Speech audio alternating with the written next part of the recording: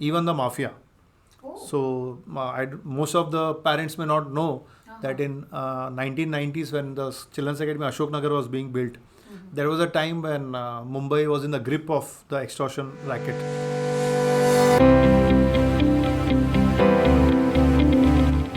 The dynamic CEO of Children's Academy Group of Schools, Mr. Rohit Bhat, needs no introduction.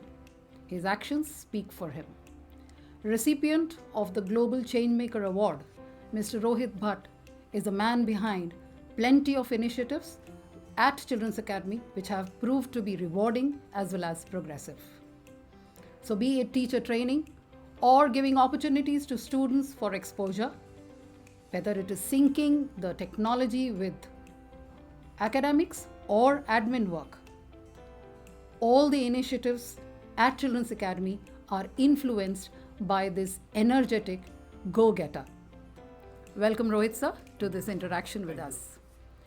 Sir, you belong to a family of educationists, and most people think that you are the second generation educator. Would you like to share some of your... Yes, the myth is that we are the second generation educators, but we are actually the fourth generation. And my great-grandfather started a school in Udupi. All right. And that was in 1872. So when you say Udupi, we are talking about Karnataka. Karnataka. So we are basically from, Daddy and Mummy were both from Karnataka. And in 1872, my great-grandfather started a school, which is called Kadiyali Upper Primary School. It is very close to Manipal, and it is in Udupi, but very close to Manipal also. People know Manipal now. That school was started by my great-grandfather and then looked after by my grandfather, and then the next generation of my father and his brothers and sisters, also their husbands or their wives, became teachers in their school.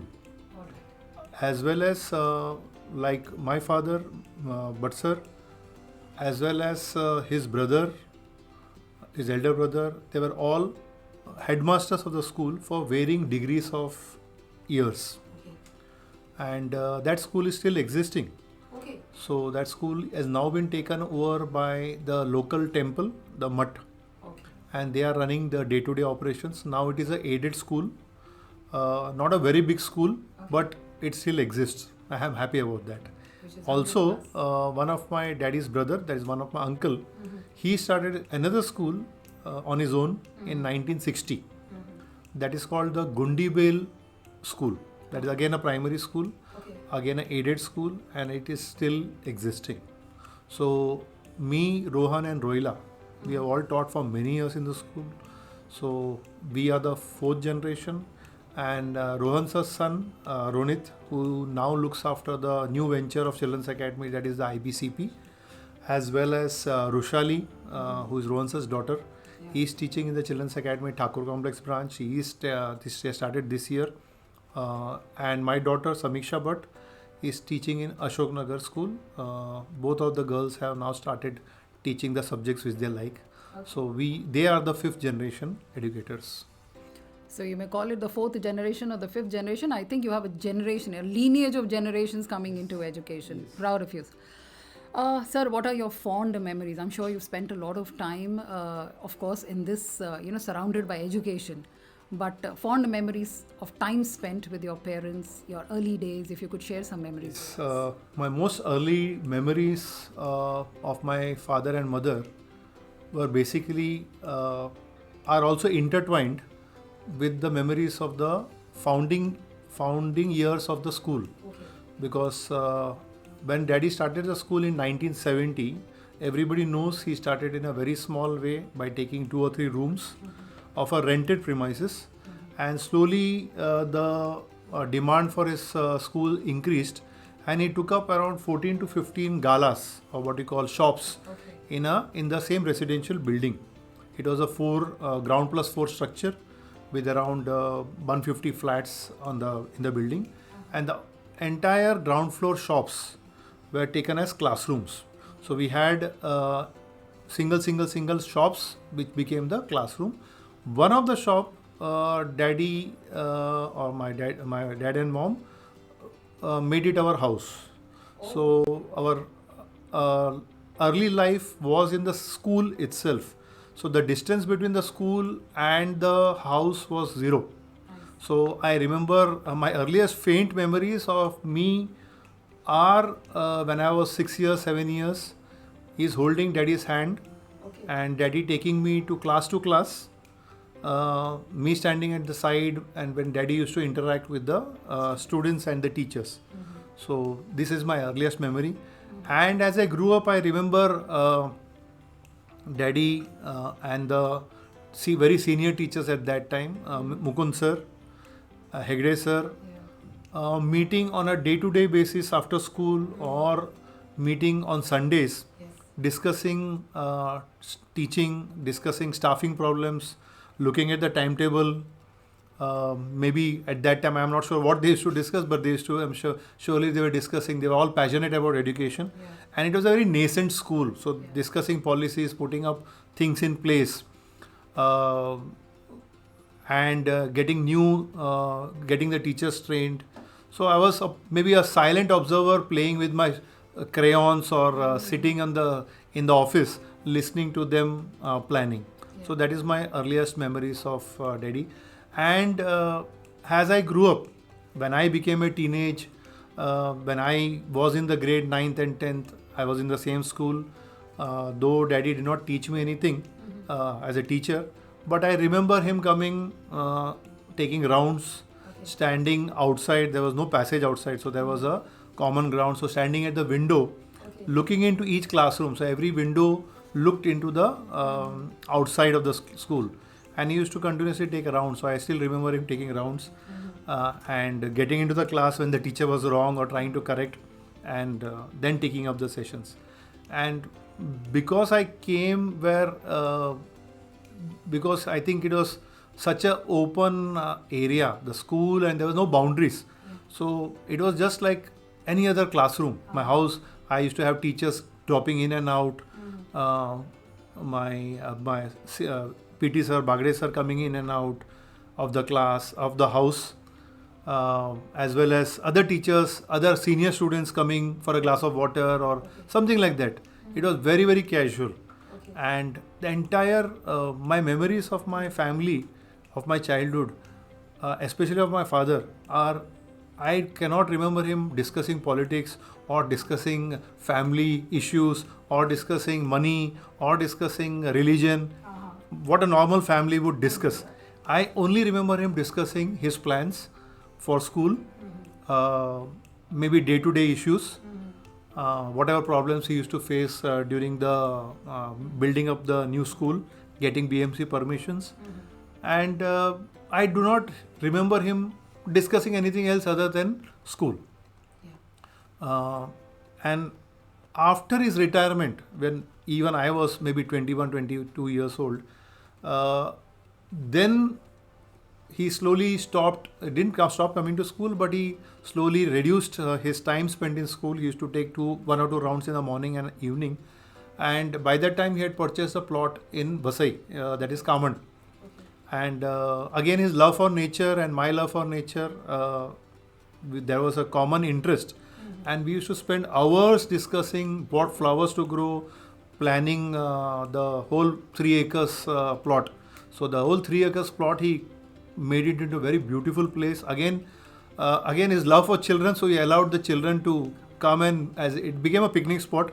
He didn't want, he was not selfish. He wanted the children of various schools to come and visit. So he demarcated areas and created a very beautiful spot for children. So my time I remember now more of him. I remember now is me and him going to various nurseries, buying plants and looking after the plants. Him watering the plants, just like a day-to-day affair. He used to be there days together tending to his plants. So that is my memory of my father. My mom, again, I will say I remember as a woman of substance. 1960s was not the time when a lot of women worked. And she, when both of them came to Mumbai and started working, She worked, I remember, in a clock company. It's a Czechoslovakian clock company in Jogeshwari. So she started working in around 1960, and I remember going. The times were difficult when the school was not yet established. Finances were low, so she started working, and as everybody knows, she sacrificed a house in Goregaon. They sold the house in Goregaon to start the initial seed money for the school. So the entire Children's Academy is grateful to her because mom sold her jewelry as well as her house, and then they moved into a rented premises, Ishwar Bhavan. So I remember her working from morning to evening, traveling by BST buses, walking down till New Era to save that money, whatever the ticket cost. And Mondays she had a weekly off. So I clearly remember her looking after the school on Mondays. So every Monday was the day where she had off. She had a holiday, and she used to interact with the teachers. I would call her the first employee engagement manager. So right now we have Mrs. Charlotte, but my wife as the employee engagement manager. But at that time, she was the employee engagement manager. She had the ears of every teacher, every sir, and she whatever they couldn't maybe say or express to daddy, they used to tell her and get the things done. So she was also in charge of a lot of cleaning, and she had the interest of the children. She was she herself was a teacher. She was an art and craft teacher, so she used to look into all this. So these are the earliest memories. So, though the quietest person, but I think she had a major contribution. Yes, also yes, she was a very silent worker, and but whatever the school is today is because of her. Her contribution Yes. and sacrifice. Yes. Sir, eventually, as you grew, you took up the reins of the other branch of Children's Academy at Ashok Nagar. So, did these leadership qualities come to you naturally, or was this the result of all those informal meetings and informal contact and connect that you had with your father? Certain nuances picked up here. Yes, I think it's very natural for every son or daughter to be influenced by his parents. So, for me, like I said, he was a born leader, and what I remember of him, he was a leader in the true picture, or I will say the true sense. He never screamed of, he did not require to show the world that he was a leader. So he was a very quiet person. So his humility I remember, and when I speak to ex-students, when I speak to parents who admitted their children at that time, they all remember him as a true leader, but a very, very humble person. So if I have to pick up some leadership skills from him or some leadership lessons, it is that for becoming a leader, you don't require to scream your authority, or you don't require to be very verbose, or you can be a very quiet person, plan and put your action in place. So people remember him not only for this. What I also picked up from him is his resilience. Okay, yes. He was a very, very resilient person, patient person, knew that things will happen at his own time. He worked, he waited for many, many years to his dream to fulfill. When the school started, he never thought of having his own school in Children's Academy Malad, at the building which we see now. But he started planning, and the plan took around 15 years for the construction to start. So resilient, when I call resilient, is because going to various departments, getting no for an answer again and again, not ready to, he did not believe in paying somebody or bribing somebody.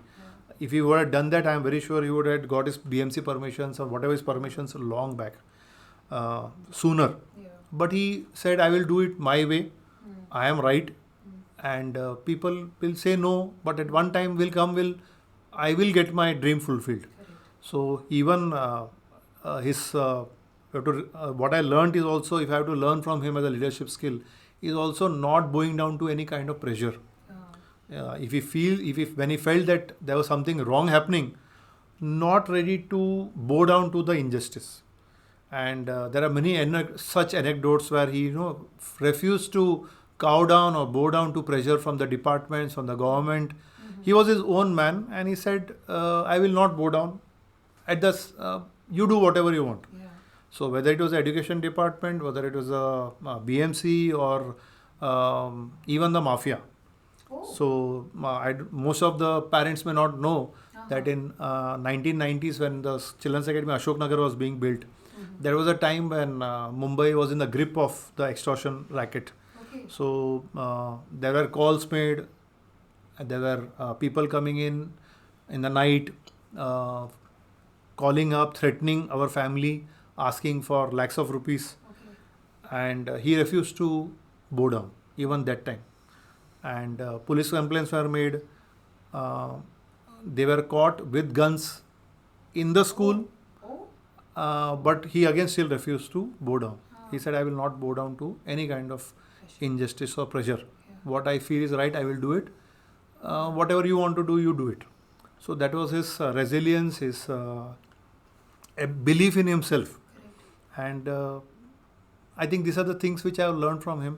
I think one more thing which I learned is from him is, if you want to build any institution, you build anything, you have to be in the place where it is happening. You cannot sit in your offices and expect to have the best product. If you are building a car, it has to be the shop floor. You have to be in the shop floor. If a army general is making his plans for the battlefield, he may make his plans, but finally what counts is what happens on the actual battlefield. So the same way he believed that I have my plans, I will make my plans, but what is important is not the planning, is important is the execution. Correct. So being in the thick of things, being present in the classroom. So I think the same philosophy even me and Rohan and my heads have it, that we spend very little time in our offices. Yeah. Our time spent in the day is at least observing 3 to 4 teachers in the classroom, trying to understand whether the planning, what we plan is happening on the ground, whatever execution is much more important. So being there in the thick of things, understanding what is going right, what is going wrong, and then redirecting your energies. That is one thing I learned from from Daddy. So comfort zone was definitely not in his dictionary. It was only toil and effort. Only toil and effort, and Yeah. he believed in toil and effort, and he said that do your hard work, do your thing, and Correct. don't wait for glories to come. Yeah. So what has been your biggest learning from your experiences that you just shared? I have spent now, I think, around 31 years in Children's Academy. I have completed around 31 years. And my biggest learning with my association with all the educators in my family has been, don't spend your time, especially I'm talking about schools. I do not know about other industries. But when I'm talking about a school, is don't spend your time and energy and your money in trying to create a brand. Don't try to create a brand. If you concentrate on your product, that is your children, your school children, the product will speak for themselves. I see a lot of schools spending a lot of their time, energy, trying to create a brand by using marketing strategies. And our family has always said that you spend your time on planning of your classroom, on the planning of your whatever you're planning in the classroom. Your client is not your parent. Your client is your children in the class. Give him the product which he wants, which is required, and automatically your numbers will increase. Don't try to create a brand by marketing strategies. Oh yes. So that is what I believe in. We also believe that don't let lack of resources stop you from what you want to do. So that is one thing we have seen is right from the 1970s, our school always lacked something. Maybe we never had beautiful classrooms. We never had a big playground. Neither at Malad neither now we do not. I cannot boast of huge grounds, neither a cricket pitch or a playground, which many schools have. But I feel that even with limited resources, if you have the capability, you have the intention, you will do wonders. And today, our results speak for ourselves. We do not have a hockey ground, but we have given national players. We do not have athletic ground, but again, our children play in national level. We do not have a volleyball. We have volleyball courts, but again, we are doing much more what we could have thought of.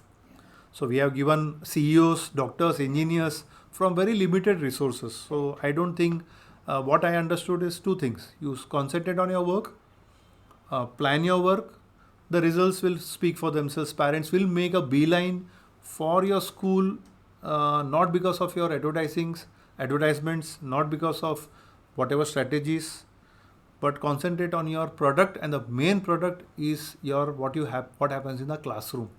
Plan, and plan. So that is what we believe in. That is what I also believe in. Actually, if the heart and the intentions are in the right place, the awards and the rewards will roll in. They will roll in.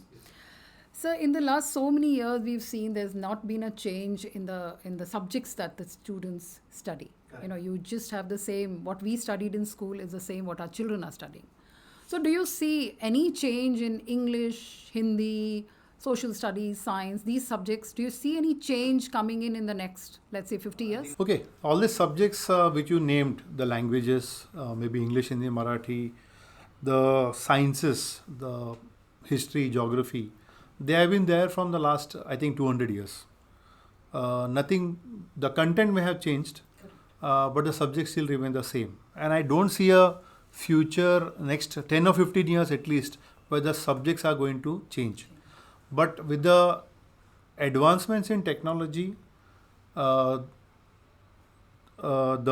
career options which are coming up, the aspirations of the people, I feel, and also the problems what the world is facing, I feel more and more concentration of the curriculum makers or the policy makers will be on environment, sustainability, globalization, diversity, also maybe technology, robotics.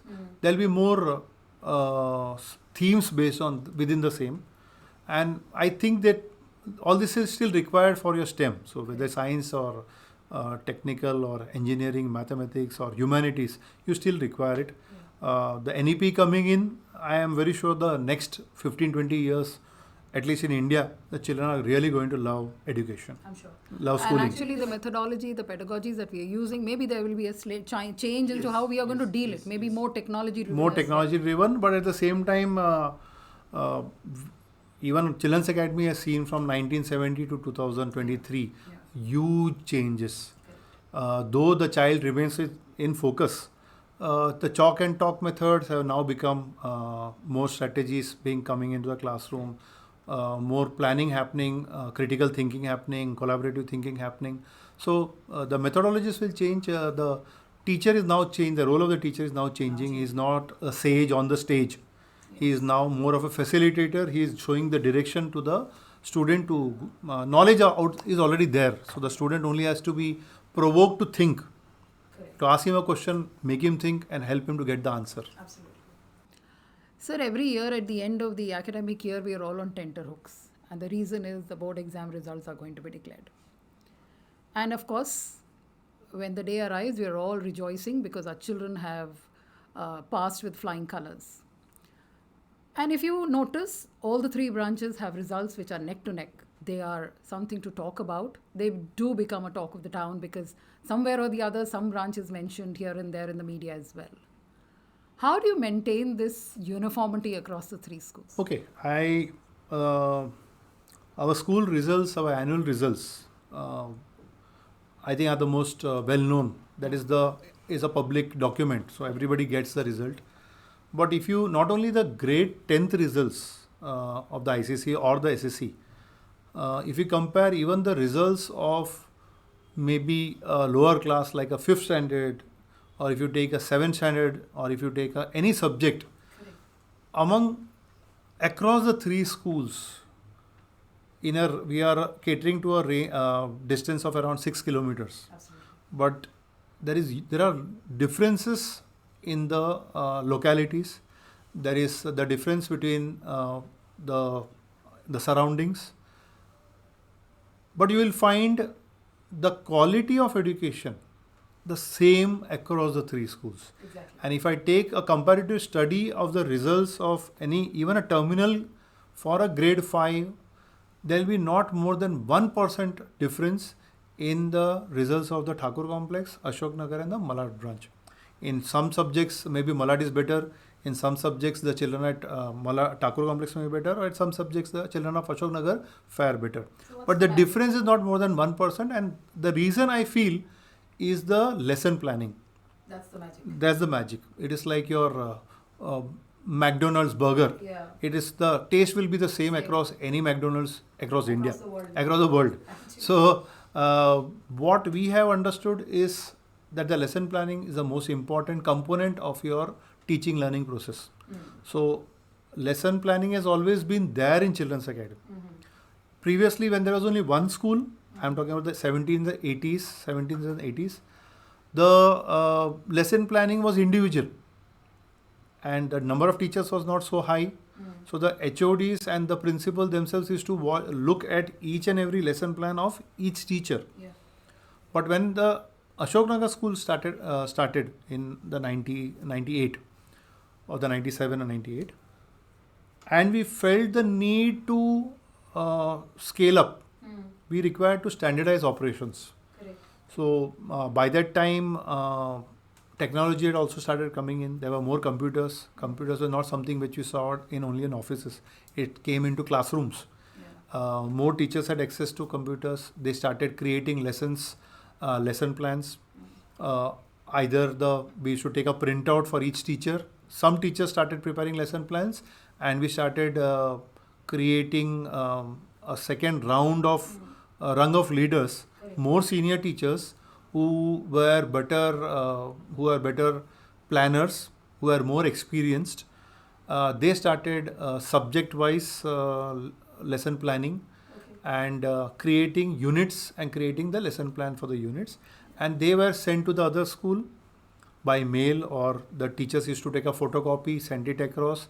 And the lesson plans became the seed for teaching. Teachers then, when more and more it became more practical to have an app, we started by the time of the 2015, 2012, I think we started having an app. All the lesson plans now are on a app or on the portal for the teachers. The system still remains the same.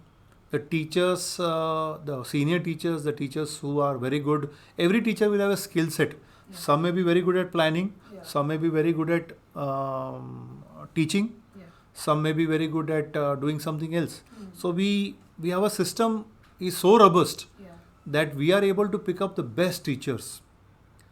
And the best teachers are picked up freed from maybe some teaching periods.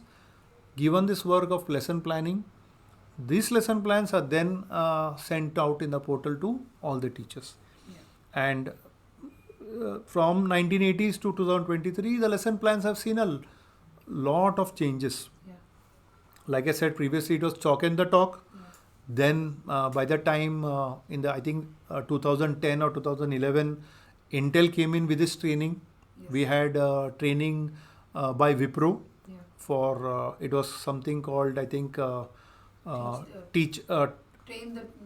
the teachers, or I don't remember, but it was applying thought to schools. I think that was the program, and the teachers started understanding that there are various strategies. So whether it is jigsaw method or whether it is using graphic organizers and making not necessarily their lesson plan where the teacher talks and the student only listens. So we started making changes in the lesson plans. So more and more strategies were understood, more and more pedagogies were understood. Internet made everything easier. and teachers started researching, and we brought in a lot of strategies. We started bringing in the multiple intelligences, concentrating on children, various kinds of children in the classroom. Uh, then also the thinking of the 5 C's.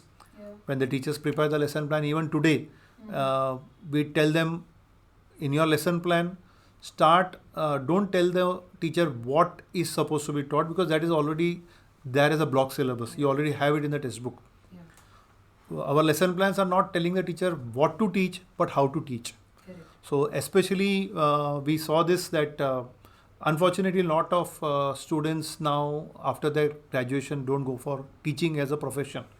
So we found that there is a definitive lack of very good teachers coming out from B.Ed colleges. So we started creating lesson plans which are very simple.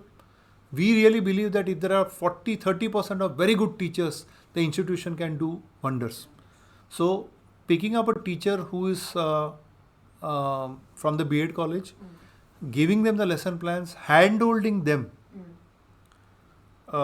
creating such a lesson plan that every teacher can easily follow what the teachers, senior teachers are saying. Of course, at the same time, we don't curb the individuality of the teachers. Every teacher is told that this is the basic thing what you're supposed to do. You cannot go below this. You have something to add to this. With your experience, with your creativity, please add it. Take permission from the head. Add it. Tell your peers, other teachers, let them come and see your lessons, and they also use it.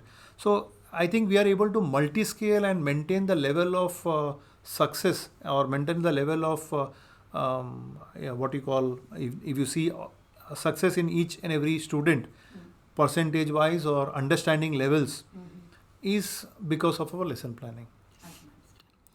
Sir, continuous professional development or teacher training is pivotal to Children's Academy. In fact, we are known for our teacher training. Is there a particular criteria that you employ to select a particular training program for the teacher? Okay, so again, CPD or continuous professional development is not something new in Children's Academy. I think Daddy was the first trainer. At that time, there were no institutes training. B.Ed colleges were very, very few. D.Ed colleges were very few. He had the knack of picking up teachers. And most of the teachers of the early 70s actually didn't have a teaching background. So he picked up teachers, just graduates, no experience, put them into classroom, and then trained them individually. Hand-holding them, looking after their lesson plans, asking them to teach, demo lessons given by Daddy to the senior teachers. And so teacher training has always been very, very integral to Children's Academy. Slowly, when more teacher institutes came in, B.Ed colleges came in, our work became easier. But we always knew that if the school, Children's Academy, has to be a great school, it will be because of the teachers. And me and Rohan have very consciously kept a large part of our budget of the school on teacher training. So whether it is teachers coming from UK, there are teachers coming from UK, from USA, once a year, I will not say on a regular basis, but the trainers. Yes. They train the teachers on a yearly basis, once or twice a year. We train the heads, and the heads train, or the research associates as we call them, or the HODs. And then the HODs and the RAs then go down the hierarchy and teach the new teachers and the junior teachers. So teacher training, and again, our focus of training has not just been to train, take up any kind of training. We look at the needs of the teachers. We are very practical. So need-based. It's very, very need-based. We know, okay, we are able, with our methods, our heads are able to identify teachers who require scaling up of some particular skill, retraining them. We segregate teachers according to the skill requirement, and then call trainers from Bangalore, from Mumbai, and the teachers every Saturday. The first Saturday of every month in Children's Academy is a training Saturday. And not only that, every Friday or once in a week, the teachers, every teacher regularly in a month, every teacher will have to start. They give peer observation. They do peer observations, and the teachers have model observations which happen after school or before school. So the teachers teach in front of the others using new strategies which may are not in practice with the school. And then our teachers, other teachers give them a feedback. So continuous training has always been happening and a part of our education, our systems. Sir, you mentioned about research associates and HODs. Yes. So I'm sure by now we have a very good, strong pool of trainers which are in-house. Yes. Are we sharing this expertise with schools around? Yes, Children's Academy has Upcoming always schools. yes, Children's Academy has always believed that knowledge has to be shared. So now we have got a bank of teachers who are very senior, who are among the best of the industry. Correct. Our teachers go out to schools who ask, when other schools ask for professional help, they ask us to share the lesson plans. We share them the samples of lesson plans. We help them to prepare the lesson plans. They come to our school. The number of schools visit our school to understand the success of our school. Yeah. So, like I always say, the teachers, our teachers, Children's Academy teachers, are the major reason of our success. And the trainers, we share with our teaching resources with the other schools. Our teachers go out, our research, the research associates, whom are the teachers who train the other teachers and also train our teachers. Yeah. We share them, and we they go across to various schools. Whoever requires help from, and they ask for help. So the school recently took a very giant leap. We have embraced International Baccalaureate, and the result is International School, that is Children's Academy International School. Would you like to elaborate? It was during the COVID years, 2020, that new education policy came in, the draft came in, and we really liked the new education policy. There have been two education policies before, but this education policy was different. And we also found that the government is very, very serious in implementing this NEP. Okay. We started reading, we had lots of time during COVID. Yes. So we started reading it, understanding the document. And we started comparing a lot of our other boards. And we found a lot of resonance between what the NEP talks and what the IB program talks about.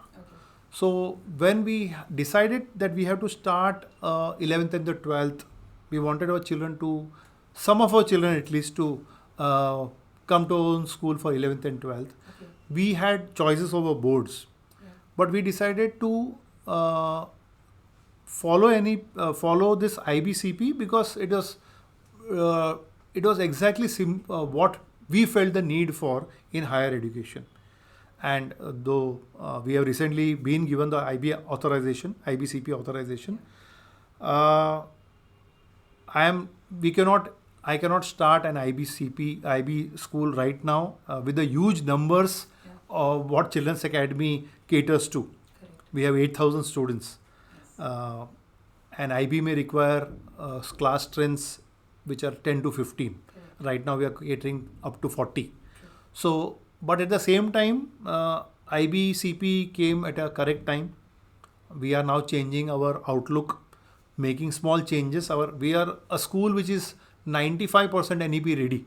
Whatever the NEP talks about, Children's Academy has already got ready. NEP talks about the integration. We have already been integrating our education in the lower class.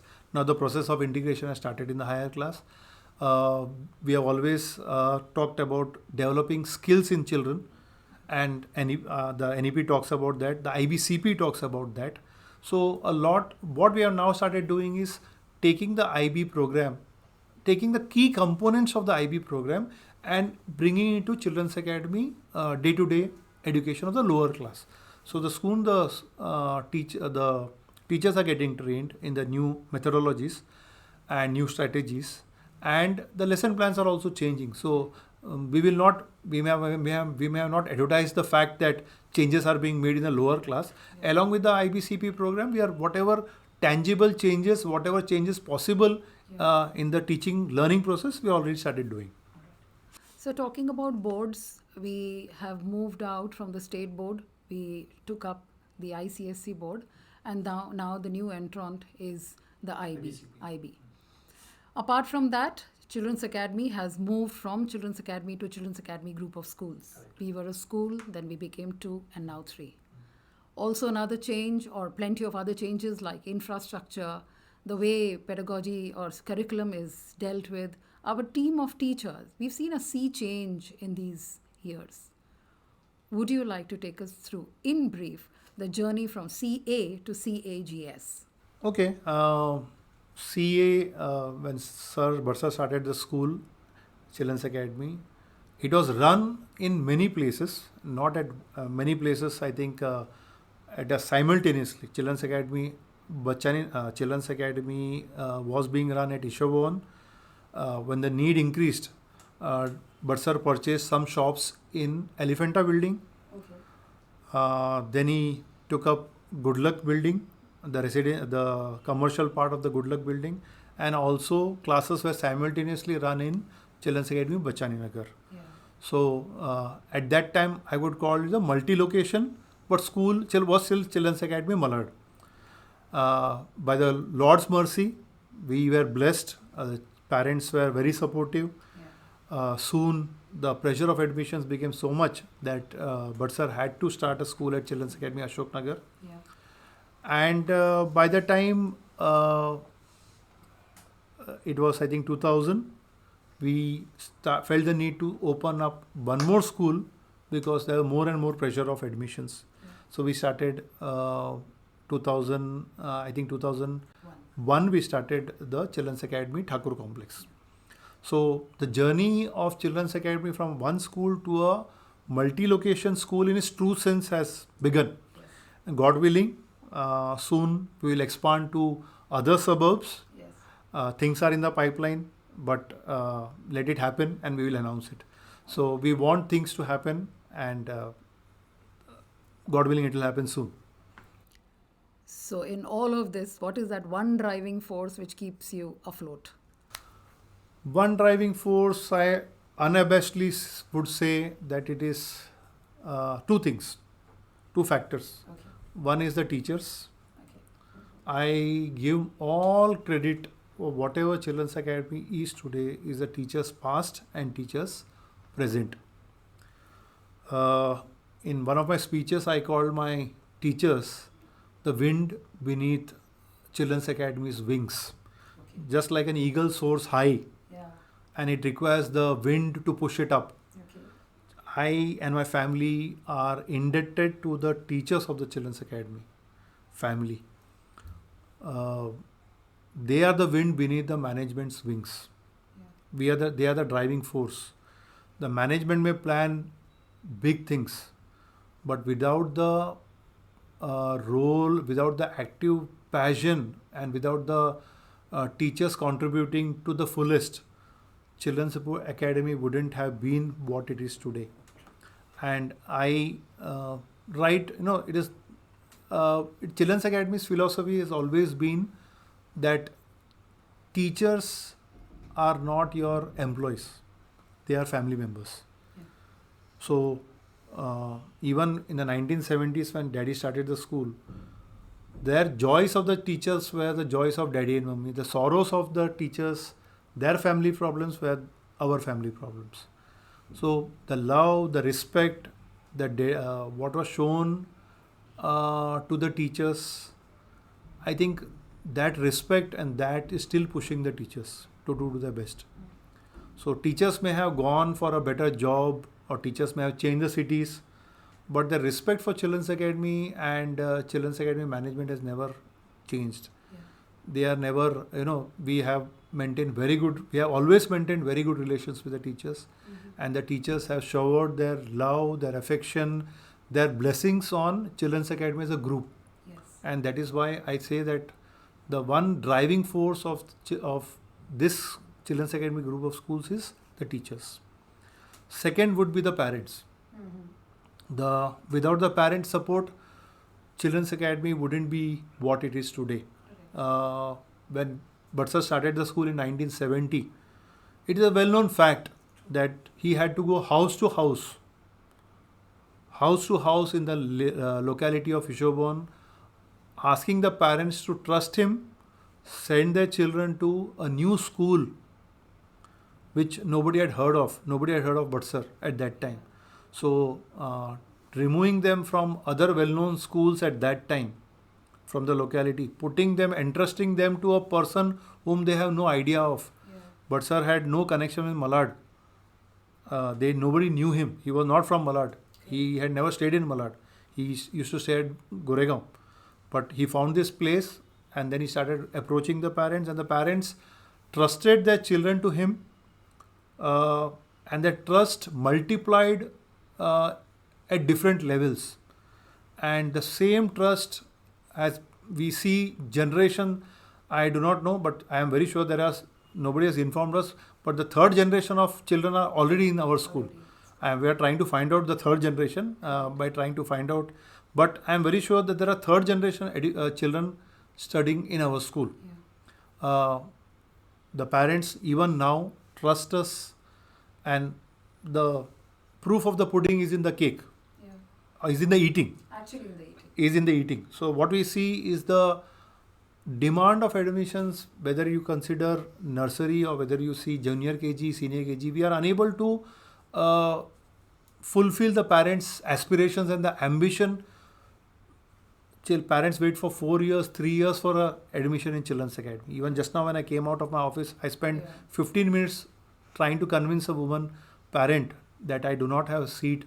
She went on saying, "Sir, I've been waiting for 4 years for my child." So the blind faith, the trust the parents have put in Children's Academy, that is another reason. Whether it was during the COVID years, of course, with 8,000 parents, there will be some parents who doubted the whether we will be able to do a good job at during the COVID years online. But I think as soon as June came and the online education started, everybody came back and they trusted us. Doubters went away, and their doubts were solved, and parents still entrust the children to us. Numbers of admissions waiting are, I think, one proof of the love and what the parents of the area have for us.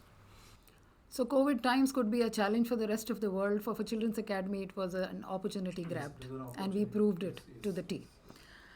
Given a chance, sir, what is that one change that you would want in the coming years? One change at Children's Academy or even at the national level, I seriously believe that syllabuses have to come down. The amount of matter which has to be taught to children have to come down, so that the children get hands-on experience doing things which they love. Right now, the syllabus at every grade is huge. Teachers are on a treadmill trying to just complete the syllabus. At our school level, we try to change the methods. We use a lot of technology, send a lot of videos home, try to complete the portion, as well as at the same time ensure that education is happening and not completion of portion. But with the NEP coming in, I hope and I sincerely pray that the policy makers reduce the curriculum and children find time to do things with their love. Integration of syllabus, Make it more purposeful. make it more purposeful for the future. That is what I hope and pray for. So, from a very humble beginning of Children's Academy to the modern and bold Children's Academy group of schools, I am very sure our founder principal, late Shri V.V. Bhat, wherever he is smiling year to year and fully satisfied that his dream has been well realized. And here we have his younger son, firm, powerful, always on the go, but taking the ethos and essence of Children's Academy along with him. He ensures that every student has been reached out to, and there is continuous development of the teachers as well. Thank you so much, sir. Thank you for this interaction. Thank you.